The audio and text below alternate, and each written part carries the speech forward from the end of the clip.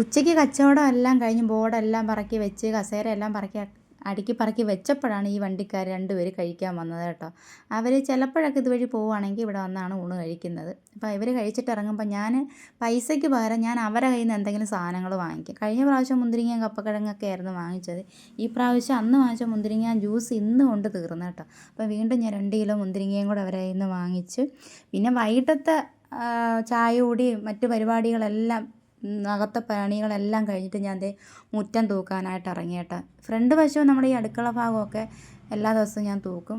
പുറകിലോട്ട് അങ്ങനെ തൂക്കാറില്ല, കാരണം അങ്ങനെ നമ്മൾ അങ്ങോട്ട് ആരും പോവാറില്ല. അതിന് വലിയ കരിയിലയൊന്നും ഇല്ല കേട്ടോ. എന്നാലും ഞാൻ ഓർത്ത് ഇടയ്ക്കൊക്കെ ഞാനവിടെ ഒന്ന് തൂത്തിടും. തൂത്തുവാരി ഒന്ന് ചവറൊക്കെ ഉണ്ടെങ്കിൽ വാരിയിട്ട് കത്തിച്ച് കളയും.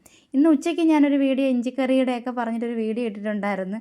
അപ്പോൾ അതിൽ തേങ്ങ അരയ്ക്കുമോ എന്ന് ചോദിച്ചിട്ട് ഒരു കൂട്ടർ അരയ്ക്കുമെന്ന് പറയുന്നു, അരയ്ക്കത്തില്ലെന്ന്, അങ്ങനെ ഒരുപാട് കമൻ്റാണ് വന്നത് ഞാൻ കണ്ടായിരുന്നു. പല നാട്ടിലും പല രീതിയിലാണല്ലോ ഇഞ്ചിക്കറി വെക്കുന്നത്.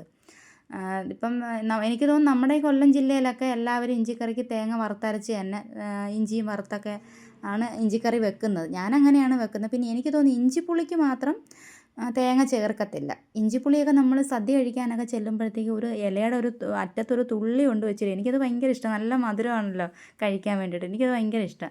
അത് പക്ഷേ എനിക്ക് ഇഞ്ചിപ്പുളി ഉണ്ടാക്കിയിട്ടുമില്ല, ഉണ്ടാക്കാൻ എനിക്കറിയത്തുമില്ല കേട്ടോ.